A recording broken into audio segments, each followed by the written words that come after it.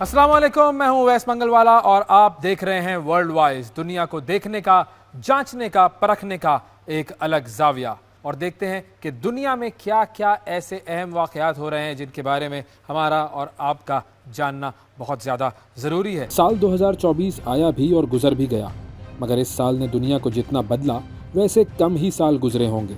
70 के करीब ममालिक में इलेक्शन हुए, कई ताज उछाले गए, कई तख्त गिराए गए, मशरिक़ वस्ता में जंग बढ़ती गई, अमेरिका और बरतानिया की सियासत अजीब मोड़ लेती रही, चीन तरक्की करता गया, रूस की जंग तवील होती गई, कई सानहे हुए, कई आफात आईं। 2024 ख़त्म होने को है, 2025 शुरू होने वाला है।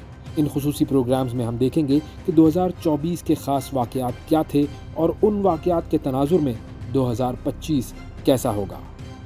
अगर दुनिया एक सल्तनत हो तो उसका दारुल हुकूमत यकीनन अमेरिका होगा, क्योंकि अमेरिका सिर्फ एक सुपर पावर ही नहीं बल्कि दुनिया की सबसे बड़ी मुआशी ताकत भी है। यही वजह है कि अमेरिका में कोई भी तब्दीली आए वो तब्दीली पूरी दुनिया पर असरअंदाज होती है। साल 2024 अमेरिका में बड़ी तब्दीली लेकर आया। इसराइल गजा जंग में अमेरिकी किरदार, इसराइल के खिलाफ कॉलेज कैंपसेस में होने वाले मुजाहिरे, यूक्रेन जंग में अमेरिका की यूक्रेन की सपोर्ट, डोनाल्ड ट्रंप पर फर्द जुर्म, सदारती इंतखाबात के मराहिल, बाइडन का सदारती दौड़ से बाहर होना, कमला हैरिस की दबंग एंट्री, डोनाल्ड ट्रंप पर 2 कातिलाना हमले और फिर अमेरिकी सियासत पर इसके अलावा भी कई कैनवस रंग भरते रहे।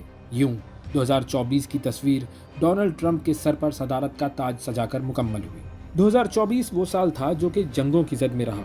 एक तरफ रूस यूक्रेन के दरमियान कशीदगी मजीद बढ़ी, दूसरी तरफ मशरिक़ वस्ता में जंग के साए घने होते चले गए और बाइडन इंतज़ामिया इसके हल में कोई ख़ास किरदार अदा न कर पाई। इसराइल को हासिल अमरीकी सपोर्ट ने गजा जंग को पहले लेबनान, फिर शाम और अब यमन तक फैला दिया। लेकिन नवंबर में अमरीकी सदारती इलेक्शन में बड़ी तब्दीली ने आलमी मंजरनामा तब्दील करने की उम्मीद जगा दी। अमरीका नए साल में नए सूरज के साथ डोनाल्ड ट्रंप को नए सदर के रूप में देखेगा और पूरी दुनिया इस तब्दीली को देखने के लिए कितनी बेकरार है, इसका अंदाज़ा ट्रंप इंतज़ामिया के नामजद नुमाइंदों और बाइडन इंतज़ामिया की जाते जाते फुर्तियों से लगाया जा सकता है। लेकिन देखना यह है कि डोनाल्ड ट्रंप गुज़िश्ता अमरीकी सुदूर से कितने मुख्तलिफ होंगे। देखिए, सदर ट्रंप जो है वो एक बिजनेस बैकग्राउंड से आते हैं, तो उनका सारा अप्रोच ही एक बिजनेसमैन का है, तो इस हवाले से वो मुख्तलिफ हैं। डोनाल्ड ट्रंप की तर्ज सियासत मुख्तलिफ होगी या नहीं, लेकिन मशरिक़ वस्ता की सूरत हाल हो, यूक्रेन जंग और नेटो के साथ मामलात हों, आलमी इक़्तिसादी जंग हो या फिर पाकिस्तानी मिसाइल प्रोग्राम पर पाबंदियाँ, ये तय है कि 2025 में बहुत कुछ बदलने वाला है। डोनाल्ड ट्रंप के गुज़िश्ता दौरे हुकूमत में किए गए इक़दामात से बखूबी अंदाज़ा लगाया जा सकता है कि वो इस बार अमरीका की क़यादत किस तरीके से करेंगे। तज्ज़ियाकारों का ख्याल है कि सदर ट्रंप अपनी सदारत वहीं से शुरू करेंगे जहां उन्होंने 2020 में इख्तिताम किया था। अब ये भी देखना ज़रूरी है कि ट्रंप अपने दौरे सदारत में इस्टेब्लिशमेंट के साथ किस तरह के ताल्लुकात इस्तवार रखेंगे और उन्हें किन चैलेंजेस का सामना होगा। काफ़ी हद तक इस्टेब्लिशमेंट के ख़िलाफ़ हैं, तो बहुत सी चीज़ें वो कहते भी हैं और करते भी हैं जो मैं नहीं समझती इस्टेब्लिशमेंट को ज़्यादा पसंद आती हैं। तो फिर एक और जो डिफरेंस है वो ये है कि ये पॉपुलिस्ट एक लीडर हैं, पॉपुलिज्म, राइट विंग पॉपुलिज्म की नुमाइंदगी करते हैं, तो उस हवाले से भी वो पहले प्रीवियस प्रेसिडेंट से मुख्तलिफ हैं। ट्रंप के दूसरे सदारती दौर का आगाज़ एक ऐसे वक्त में हो रहा है कि जब गजा की पट्टी में 1 साल से ज़ायद अरसे से जंग जारी है और 4 साल पहले के मुकाबले में अमेरिका समेत दुनिया को एक मुख्तलिफ हकीकत का सामना है। इस सूरत हाल में ये सवालात उठ रहे हैं कि आया डोनाल्ड ट्रंप के मशरिक़ वस्ता के लिए मंसूबे, जिसे मीडिया में डील ऑफ द सेंचुरी के नाम से जाना जाता है, क्या वो मंसूबा मुस्तकबिल में नाफिज हो सकेगा? जनवरी 2020 में ट्रंप ने जिस अमन मंसूबे का ऐलान किया था उसमें फ़लस्तीनियों को तो एक रियासत कायम करने का हक़ दिया गया था, लेकिन इसराइल को एक यहूदी रियासत के तौर पर तस्लीम करने का कहा गया था। इस अमन मंसूबे में ये भी कहा गया था कि मुजव्वज़ा फ़लस्तीनी रियासत को गैर अस्करी कर दिया जाएगा और इसराइल के पास वादी उर्दन के मगरबी इलाके में सिक्योरिटी और फ़ज़ाई हदूद के कंट्रोल की ज़िम्मेदारी होगी, जबकि हमास जो गजा की पट्टी का इंतज़ाम संभालती है उसे भी गैर मुसल्लह कर दिया जाएगा। फ़लस्तीनी इस मंसूबे से मुतमईन नहीं थे और उसे बैनुल अक़वामी कानून की बुनियाद पर फ़लस्तीनियों के हुकूक से मुतसादिम समझते थे, ख़ास तौर पर सरहदों, पनाह गुज़ीनों और यरूशलेम के मसाइल के हवाले से। लेकिन ट्रंप ने इस मंसूबे को फ़लस्तीनियों के लिए शायद एक आखिरी मौका भी करार दिया था। جہاں تک اسرائیلی وزیر اعظم بنیامین نیتن یاہو کا تعلق ہے، انہوں نے اس منصوبے کا اعلان کرتے ہوئے کہا تھا کہ یہ معاہدہ اس صدی کا ایک اہم موقع ہے اور ہم اسے ضائع نہیں کریں گے۔ اب دیکھنا یہ ہے کہ ٹرمپ کے آنے کے بعد مشرق وسطیٰ میں ہوا کس رخ کی طرف چلے گی۔ کیا مستقل جنگ بندی ہو سکے گی؟ فلسطینیوں کو ان کا حق ملے گا یا ان سے ان کا موجودہ سٹیٹس بھی چھین لیا جائے گا؟ ٹرمپ نے انتخابات کے دوران یہ دعویٰ بھی کیا تھا کہ وہ روس کے ساتھ مذاکرات یا معاہدوں کے ذریعے گھنٹوں کے اندر یوکرین جنگ ختم کر دیں گے۔ یوکرین جنگ کا مستقبل بھی اسی دور کے آغاز کے ساتھ اپنی سمت طے کرے گا۔ خارجہ پالیسی کی بات کی جائے تو صدارت کا منصب سنبھالنے سے پہلے ہی ٹرمپ اگریسو موڈ میں نظر آ رہے ہیں۔ آئے روز وہ کسی نہ کسی کو دھمکی دیتے نظر آتے ہیں۔ ٹرمپ نے برکس ممالک کو دھمکی دی ہے کہ اگر انہوں نے امریکی ڈالر کے مقابلے میں لین دین کے لیے کسی نئی کرنسی کا انتخاب کیا تو ان پر 100% تک ٹیرف عائد کر دیا جائے گا۔ انہوں نے یورپی یونین کو بھی خبردار کیا کہ امریکہ سے تیل اور گیس خریدو ورنہ ٹیرف کا سامنا کرنا پڑے گا۔ حال ہی میں انہوں نے پاناما کینال کا کنٹرول بھی واپس لینے کا اشارہ دیا ہے۔ سوال یہ اٹھتا ہے کہ آخر ٹرمپ کی خارجہ پالیسی کیا ہوگی؟ وہ کن ممالک کو ساتھ لے کر چلیں گے اور خاص طور پر چین کے ساتھ کس طرح کے تعلقات ہوں گے؟ میرا خیال ہے ٹرمپ کی جو اولین ترجیح ہوگی اس میں چین نمبر 1 ہوگا، اس لیے کہ انہوں نے بار بار یہی کہا ہے کہ وہ چین پہ آنا چاہتے ہیں، مگر ساتھ ساتھ یہ بھی کہا ہے انہوں نے کہ چین سے وہ بہتر تعلقات بھی چاہتے ہیں۔ اس وقت ویسے بھی تسلسل ہے امریکی خارجہ پالیسی میں، اور وہ ہے چین کو کنٹین کرنا، چائنا کی جو رائز ہے اس کو کاؤنٹر کرنا اور چائنا سے کو آؤٹ کمپیٹ کرنا۔ تو اس حوالے سے اب دیکھنا یہ ہوگا کہ آیا ٹرمپ کی پالیسی سے تناؤ بڑھے گا دونوں ممالک کے درمیان، یا اس لیے کہ ٹرمپ ایک بزنس بھی ہے اور اس کا اپروچ ٹرانزیکشنل ہے، تو یہ بھی ہو سکتا ہے کہ وہ کسی قسم کی اگریمنٹ بھی کر سکتے ہیں چائنا کے ساتھ، جس سے کہ میرا خیال ہے دنیا میں پولیٹیکل اور اکنامک سٹیبلٹی آئے گی، نہ کہ ایک ڈسٹرپشن ہوگا دنیا کی گلوبل اکانومی میں۔ ڈونلڈ ٹرمپ کی ٹیم میں کئی ایسی شخصیات شامل ہیں جو کہ ماضی میں جنوبی ایشیا، خصوصاً پاکستان اور انڈیا اور مشرق وسطیٰ کے حوالے سے اپنے نقطہ نظر کے باعث خبروں میں رہے ہیں۔ اس کے باوجود مبصرین کا خیال ہے کہ ٹرمپ کی حلف برداری سے قبل واضح طور پر یہ کہنا مشکل ہوگا کہ وہ کس معاملے پر کیا پالیسی اختیار کرتے ہیں، لیکن گزرے ہوئے چند سالوں میں امریکہ کا پاکستان کو نظر انداز کرنا نوشتہ دیوار ہے کہ پاکستان اب امریکہ کے لیے بہت اہم نہیں رہا ہے۔ میں نہیں سمجھتی کہ پاکستان ٹرمپ انتظامیہ کی جو ٹاپ ترجیحات ہیں اس میں شامل ہے۔ میرا خیال ہے پاکستان ایک ٹیئر 3 میں ایشو ہے یا کنسرن ہوگا امریکہ کے لیے، اس لیے کہ پاکستان اور امریکہ کے تعلقات جب سے امریکہ نے افغانستان سے وڈرا کیا ہے اس کے بعد سے پاکستان امریکہ کے تعلقات جو ایک کراس روڈز پہ ہیں، ان کو ری ڈیفائن کرنے کی ضرورت ہے، اس لیے کہ پاکستان کی اب وہ اہمیت نہیں رہی امریکہ کی نظر میں جو پہلے تھی، جب کہ افغانستان میں جنگ ہو رہی تھی اور وار آن ٹیرر ہو رہا تھا۔ تو دیکھنا اب یہ ہوگا کہ امریکہ کس طرح سے پاکستان سے انگیج کرتا ہے، اس حوالے سے کہ ان کا جو پارٹنر آف چوائس ہے ہمارے خطے میں وہ بھارت ہے، وہ پاکستان ہے، اور وہ چاہتے بھی ہیں کہ وہ بھارت کو اس طرح کو استعمال کریں as a counterweight to China. Pakistan کا آپ کو معلوم ہے اسٹریٹجک جو تعلقات ہیں وہ چین کے ساتھ ہیں، تو ظاہر ہے جو پاکستان امریکہ ہیں ان کے لیے پھر سپیس کم رہ جاتی ہے اس حوالے سے کہ پاکستان کے چائنا کے ساتھ تعلقات ہیں اور امریکہ کے بھارت کے ساتھ ہیں، اور امریکہ چاہتا بھی ہے کہ چین کو وہ کنٹین کرے۔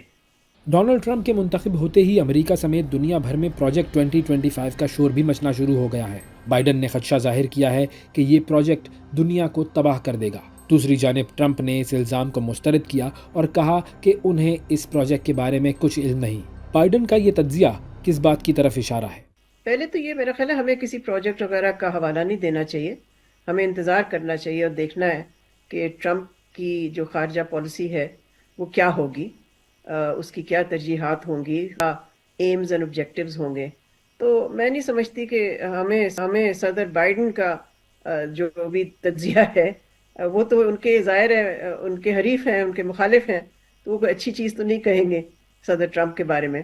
تو میں تو سمجھتی ہوں کہ اس طرح کے سوالوں پہ کامنٹ کرنا قبل از وقت ہے. ہمیں دیکھنا چاہیے کہ جب ٹرمپ صدر بنے گا اگلے مہینے تو وہ کیا پالیسیز انویل کرتا ہے، پھر ہمیں ایک اسیسمنٹ کرنے کا موقع ملے گا.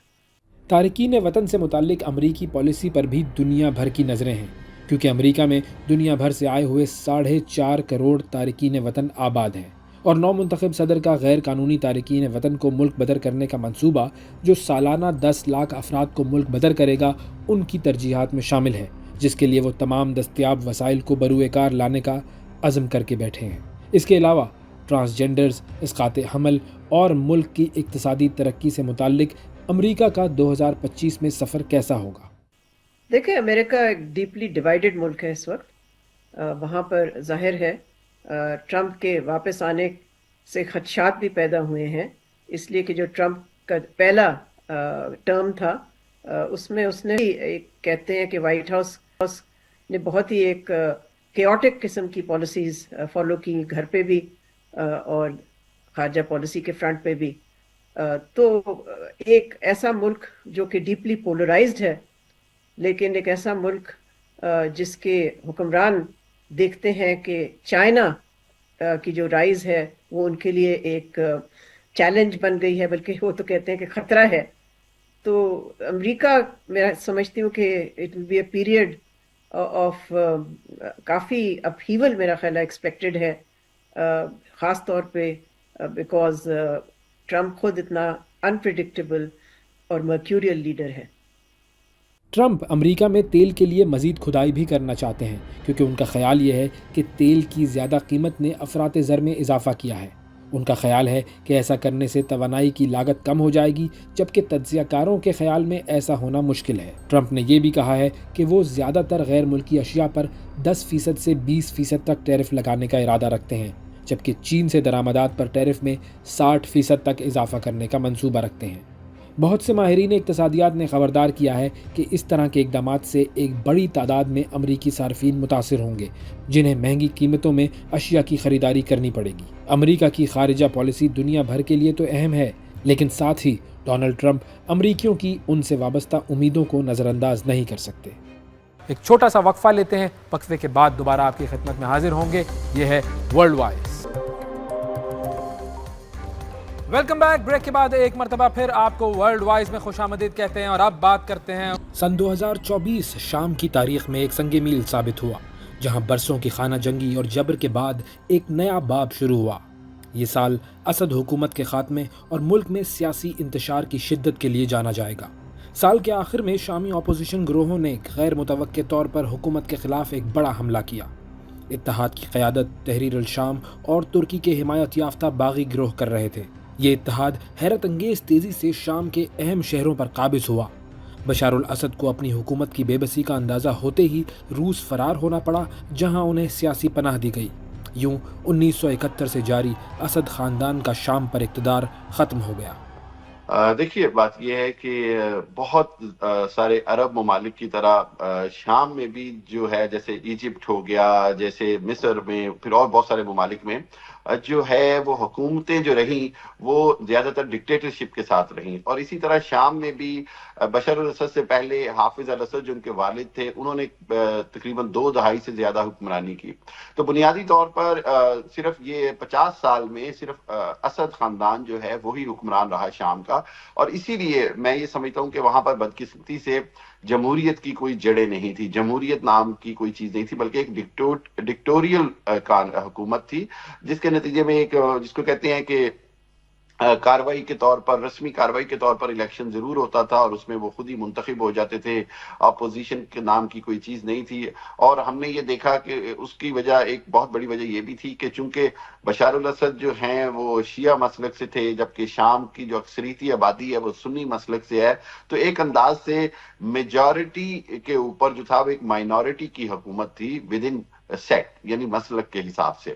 اور اس کی وجہ سے بہت سارا جو ہے ان کو، میں حقیقت میں کہوں تو بہت زیادہ انہوں نے اپنی عوام کو دبانے کے لیے ظلم بھی کیا، بہت زیادہ انسانی حقوق کی خلاف ورزیاں بھی کیں. اور اس کا نتیجہ یہ تھا کہ جب 2011 میں جب شروع ہوتی ہے یہ ساری بغاوت، تو اس کے اندر دیکھا گیا کہ بشار الاسد کو ظاہری طور پر تو شاید عوام کی حمایت حاصل ہو، لیکن اندرونی طور پر، یا جس کو آپ کہتے ہیں ول آف دا پبلک، کبھی بھی ان کے ساتھ نہیں تھی، بلکہ وہ لوگ ان کو جانتے تھے. ان کی جو فیملی تھی اس نے اقتدار کا نہایت غلط استعمال کیا. یعنی اقتدار کو اپنے مقاصد کے لیے ان کے بھائیوں نے، ان کے بہنوئی نے، ان کی بہنوں نے، ان کے جو کزنز تھے، ان سب نے، الاحمر الاسد ہو گئے. کسی کا نام جو تھا وہ شام کے جلاد کے طور پر مشہور ہوتا ہے، کوئی شام کا قزاق کے طور پہ مشہور ہوتا ہے، کوئی شام، مطلب تمام فیملی کے اندر یہ جو نیپوٹزم جس کو آپ کہتے ہیں، اس کی وجہ سے شام کے اندر ایک انتہائی غیر مقبول حکومت تھی، اور اسی کے نتیجے میں ہم نے دیکھا کہ جو کچھ ہوا وہ بڑی تیزی سے انفولڈ ہوا. اسد حکومت کے خلاف بغاوت سن 2011 میں عرب اسپرنگ کی گونج میں بڑھی. اسد کے خلاف جمہوریت کے متوالے سڑکوں پر نکل آئے اور ان کی صرف ایک ہی صدا تھی: بشار الاسد کے جابرانہ اقتدار کا خاتمہ. لیکن ان کی یہ آواز گولیوں اور بارود کی گرج میں دبانے کی کوشش کی گئی. اسد کی آہنی طاقت نے جمہوریت کی اس تحریک کو خون میں نہلا دیا، مگر اس ظلم سے ایک نئی چنگاری جنم لے چکی تھی. مسلح بغاوت نے جنم لیا جو چھوٹے گروہوں اور شامی فوج کے نڈر منحرفین پر مشتمل تھی.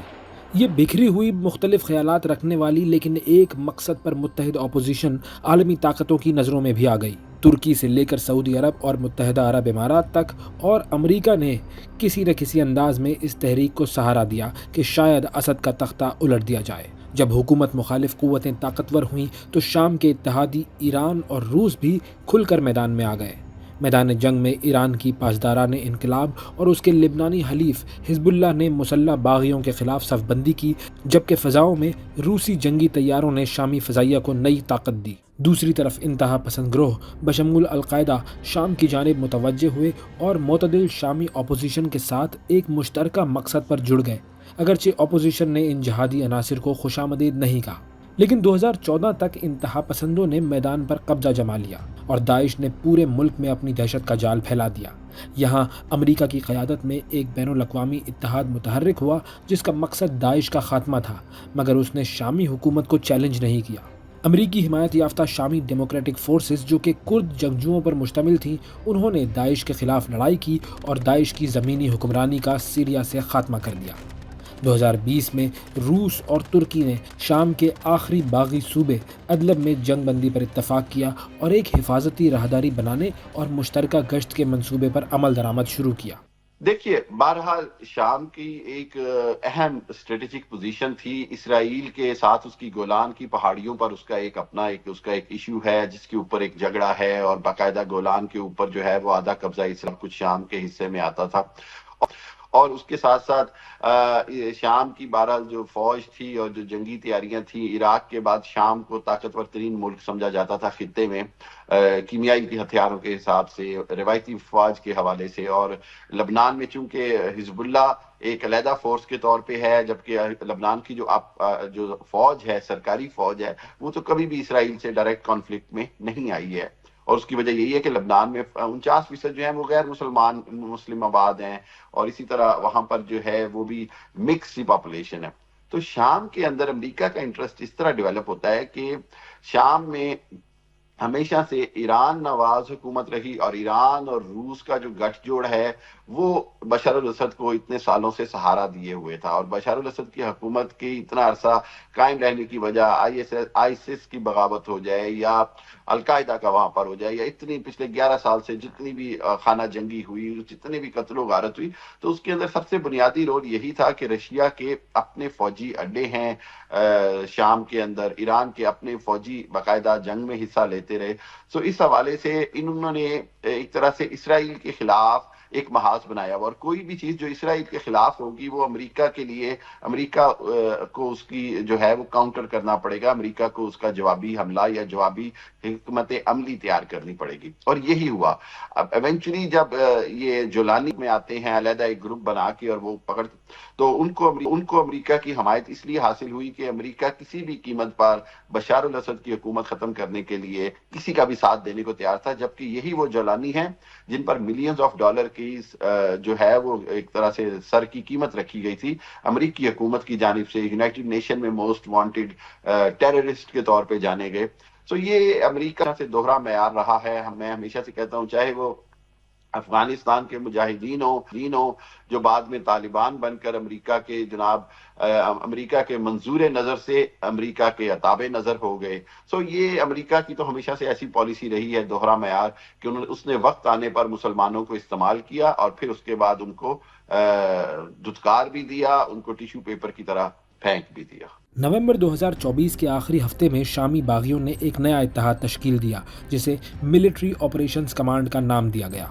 یہ اتحاد مختلف نظریات رکھنے والے گروہوں پر مشتمل تھا جس میں اسلام پسند دھڑے بھی شامل تھے اور معتدل مزاج تنظیمیں بھی. اس اتحاد کی قیادت حیات التحریر الشام نے کی جو کبھی القاعدہ کی شامی شاخ کے طور پر النصرہ فرنٹ کہلاتی تھی. بعد ازاں اس گروہ نے القاعدہ سے اپنے تعلقات باضابطہ طور پر ختم کر لیے تھے. اس جارحانہ مہم کی سربراہی ابو محمد الجولانی کے ہاتھ میں تھی جو کہ حیات التحریر الشام کے سربراہ ہیں. الجولانی 2016 سے اپنے آپ کو اور اپنی تنظیم کو ایک ایسے ذمہ دار نگران کے طور پر پیش کر رہے تھے جو کہ شام کو اسد کے اقتدار سے آزاد کر کے ایک نیا مستقبل دے سکتا ہے. باغیوں نے ایک ایک کر کے شام کے ہر بڑے شہر پر قبضہ کر لیا اور بشار الاسد کی فوجوں کی طرف سے کوئی خاص مزاحمت بھی دیکھنے کو نہ ملی. آخرکار باغی دمشق پہنچے. بشار الاسد نے روس فرار ہونے میں عافیت جانی اور یوں شام میں اقتدار اسد کے ہاتھ سے نکل کر باغیوں کے ہاتھ میں پہنچ گیا. جب بشار الاسد کے اقتدار سے رخصتی کا اعلان ہوا تو دمشق، حمص اور دیگر شامی شہروں میں خوشی کی لہر دوڑ گئی. دمشق سے آنے والی تصاویر نے ایک جذباتی منظر پیش کیا جہاں حزب اختلاف کے جنگجو صبح کے وقت ہوائی فائرنگ کر رہے تھے. لوگ خوشی کے عالم میں ٹینکوں پر چڑھ گئے اور ہجوم آزادی کے پرچم لہراتے ہوئے جشن منا رہے تھے. کئی مقامات پر لوگوں نے بشار الاسد کے والد حافظ الاسد کے مجسمے گرا دیے. گویا برسوں کے جبر کی علامتوں کو مٹی میں ملا دیا گیا. مساجد میں ہجوم جمع ہو کر شکرانے کی دعائیں کرنے لگے اور عوام چوراہوں پر جشن مناتے ہوئے اسد مخالف نعرے لگانے لگے. گاڑیوں کے ہارن بجا کر لوگ اپنی مسرت کا اظہار کر رہے تھے جیسے ایک نئے دور کی نوید دے رہے ہوں. مگر اسی اثنا میں اسرائیل نے بھی شام پر اپنے حملے شروع کر دیے. دیکھیے بشار الاسد کے وقت تک تھوڑے سے ٹینس تعلقات تھے لیکن ایسا نہیں تھا کہ اسرائیل اور شام کی کوئی جنگ ہو جائے. گولان کی پہاڑیاں ایک واحد مقبوضہ علاقہ ہے، متنازع علاقہ ہے جس کے اوپر ایک معاہدے کے تحت دونوں ممالک اپنی فوجیں آگے نہیں لاتے تھے. لیکن جیسے ہی بشار الاسد ختم ہوا ہم نے دیکھا کہ اسرائیل نے فوری طور پر گولان کی پہاڑیوں پر قبضہ کر لیا. 24 گھنٹے میں 500 سے زائد شام کے اوپر حملے کر دیے گئے، فضائی حملے کیے گئے. میرا خیال یہ ہے کہ جولانی نے جو بیان ابھی تک دیے ہیں اس کے اندر ان کی کوشش ہے کہ جی وہ ہر حالت میں ان سے جو ہے وہ تنازع نہ اختیار ہو ان کا اسرائیل کے ساتھ. اور اسرائیل میں یہ سمجھتا ہوں کہ کسی بھی حالت میں زیادہ دیر تک امن میں نہیں رہے گا کیونکہ اسرائیل کے مقاصد جو ہیں وہ گریٹر اسرائیل کے ہیں اور گریٹر اسرائیل کے اندر شام کے ٹکڑے کرنا اس کا مقصود ہے. اور اگر جولانی یا کوئی بھی حکومت آتی ہے شام میں وہ کسی بھی حالت میں شام کے ٹکڑے ہونے کے اوپر تو خوش نہیں ہوگی، نہ ہی کرنے پر راضی ہوگی. سو میرا خیال یہ ہے کہ یہ امریکہ کی جولانی کو حمایت بھی عارضی ہے اور سب سے کہ امریکہ اور اسرائیل ابھی تو جو کوشش کر رہے ہیں جیسے ہی ان کے مقاصد مزید ایکسپوز ہوں گے تو میرا خیال یہ ہے کہ ان کے تعلقات جو ہیں وہ کوئی دیر پا طور پر کوئی اچھے تعلقات کسی صورت بھی اسرائیل کے نہیں بن سکتے کیونکہ اسرائیل کا جو گریٹر اسرائیل ہے اس کے اندر ان سب ممالک کے کچھ خطے جو ہیں وہ اپنے اندر قبضہ لینے کی باتیں ہیں اور گریٹر اسرائیل میں شام کے ساتھ جنگ جو ہے وہ ایک طرح سے ان کی مذہبی لیف کا حصہ بھی ہے. عالمی طاقتیں شام کی صورتحال پر گہری نظر رکھے ہوئے ہیں. امریکہ، اقوام متحدہ اور یورپی یونین نے تحریر الشام کو دہشت گرد تنظیم قرار دیا ہے جس کی وجہ سے سفارتی تعلقات مزید پیچیدہ ہو گئے ہیں.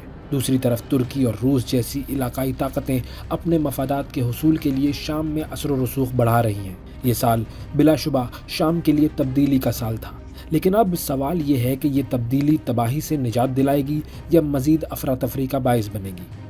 یہ بڑا میں سمجھتا ہوں ٹرکی کویسچن ہے، مشکل سوال ہے. دیکھیے بدقسمتی یہ ہے کہ میں جیسے بار بار بات کرتا ہوں کہ عرب سپرنگ کے نتیجے میں جہاں جہاں جمہوریت آئی وہ سال بھی جمہوریت نہیں چل سکی. آپ مصر کے جو محمد مرسی کی آپ مثال لے لیں کہ ایک سال کے اندر ان کے ساتھ جو کچھ ہوا اور پھر اس کے بعد ان کو جس طرح جیل میں اذیتیں دے کر اس کے بعد ان کو قتل کر دیا گیا، ان کو شہید کر دیا گیا اور سیسی جو ہیں وہ دوبارہ اقتدار میں آ گئے، یعنی 50 سال حسنی مبارک کی اور پھر 10 سال سے دوبارہ سیسی بیٹھ گئے، اور ابھی صرف 1 سال کی جمہوریت جو ہے وہ قائم رہی مصر کے اندر۔ شام کی بھی صورتحال ایسی ہے، جب قومیں جو ہیں وہ ڈکٹیٹرشپ کی اتنی عادی ہو جائیں تو ان کے لیے جمہوریت کا راستہ چننا بڑا مشکل ہو جاتا ہے، اور اس کے اندر یہ ہوتا ہے کہ جو بھی پاور میں آتا ہے، جو بھی اقتدار میں آتا ہے، وہ یہ سمجھتا ہے کہ اقتدار جو ہے وہ بزور طاقت ہی حاصل کیا جا سکتا ہے اور رکھا جا سکتا ہے۔ مجھے ابھی ڈاؤٹ ہے کہ 1 سال کے اندر وہاں شام میں کوئی جمہوری حکومت قائم ہوگی، ابھی کوئی ٹیمپرری، کوئی انتظامی، کوئی نگران انداز کی حکومت ہوگی، جس کی کوشش ہوگی کہ زیادہ سے زیادہ طاقت اور زیادہ سے زیادہ جو معیشت ہے اس کو بہتر کیا جائے، لیکن عوامی جمہوری حکومت ابھی مجھے 1 سال میں شام میں آتی نظر نہیں آتی۔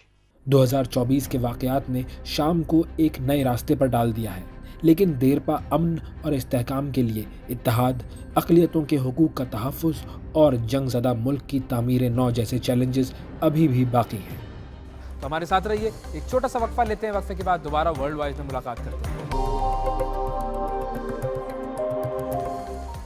Welcome back. بریک کے بعد ایک مرتبہ پھر آپ کو ورلڈ وائز میں خوش آمدید کہتے ہیں، اور اب بات کرتے ہیں اس سال جو چونکا دینے والے واقعات دنیا میں رونما ہوئے، ان میں سے ایک واقعہ جنوبی کوریا میں پیش آیا، جب جنوبی کوریا کے صدر یون سوک یول نے اچانک ہی ملک میں مارشل لا لگانے کا اعلان کر دیا۔ یون سوک یول نے ٹی وی پر خطاب کیا اور بظاہر یہ تاثر دیا کہ یہ قدم ریاست مخالف قوتوں اور شمالی کوریا کی جانب سے درپیش خطرے کی وجہ سے اٹھایا گیا ہے، لیکن جلد ہی یہ بات واضح ہو گئی کہ اس قدم کی اصل وجہ بیرونی خطرات نہیں بلکہ ان کی اپنی سیاسی مشکلات تھیں۔ جیسے ہی یہ اعلان ہوا، اس کے فوراً بعد ہی ہزاروں لوگ پارلیمنٹ کے باہر احتجاج کے لیے جمع ہو گئے اور اپوزیشن کے اراکین اسمبلی مارشل لا ختم کروانے کے لیے ایمرجنسی ووٹ دینے کے لیے اسمبلی پہنچ گئے۔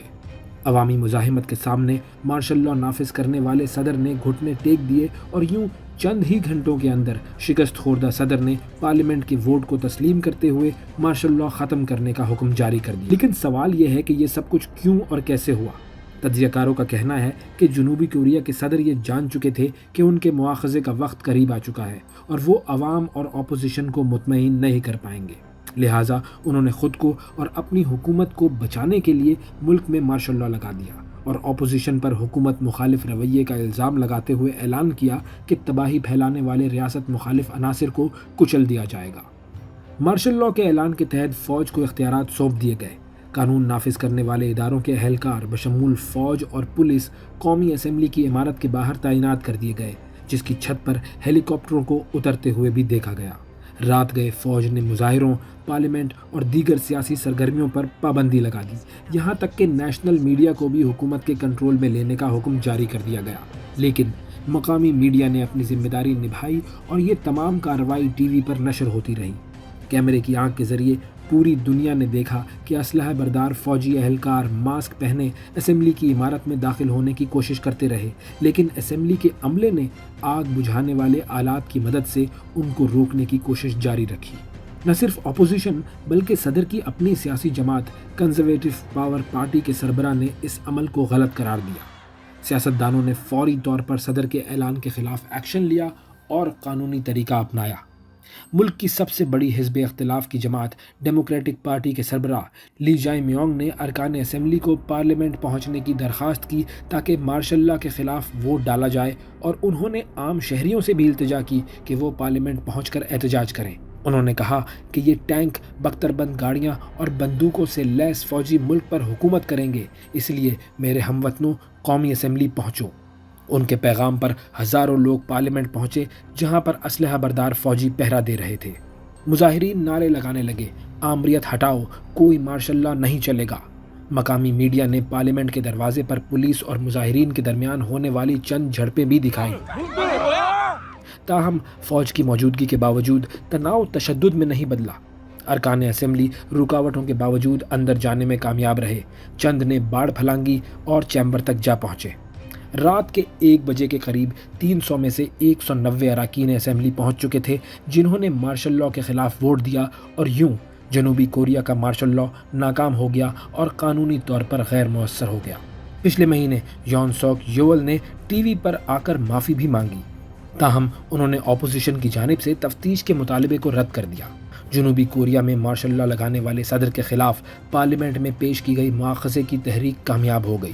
صدر یون کو عہدے سے ہٹانے کے لیے حزب اختلاف کو 300 میں سے 200 ووٹوں کی ضرورت تھی، جبکہ مواخذے کے حق میں 204 ووٹ ڈالے گئے۔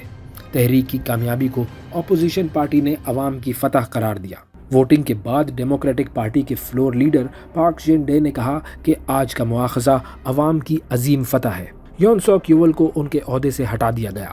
آئینی عدالت اب کیس کا جائزہ لے رہی ہے، جس کے لیے اس کے پاس 80 دنوں کی مہلت ہے۔ وزیر اعظم ہین ڈیک سو کو قائم مقام صدر کی ذمہ داری سونپی گئی، لیکن سیاسی بحران اس وقت شدت اختیار کر گیا جب قائم مقام صدر ہین ڈیک سو نے سابق صدر یون سوک یول کے خلاف تحقیقات کے لیے 2 خصوصی بلز پر دستخط کرنے سے انکار کر دیا۔ اس کے بعد ان کے مواخذے کی تحریک بھی اسمبلی میں جمع کرا دی گئی۔ کچھ ہی دن بعد ہین ڈیک سو کے مواخذے کے لیے اسمبلی میں ووٹنگ ہوئی اور جمہوریت کے متوالے اسمبلی ممبران نے اس تحریک کو کامیاب بنایا۔ مواخذے کے لیے 151 ووٹ درکار تھے۔ جب ووٹوں کی گنتی ہوئی تو پتہ چلا کہ 192 اسمبلی ممبران نے مواخذے کے حق میں ووٹ دیا۔ یوں یہ چند دن کی صدارت بھی ختم ہوئی اور اب وزیر خزانہ چوئے سین موک صدر کی کرسی پر براجمان ہیں۔ موجودہ حالات کو دیکھتے ہوئے جنوبی کوریا کی سیاست میں مزید ہلچل کا امکان ظاہر کیا جا رہا ہے۔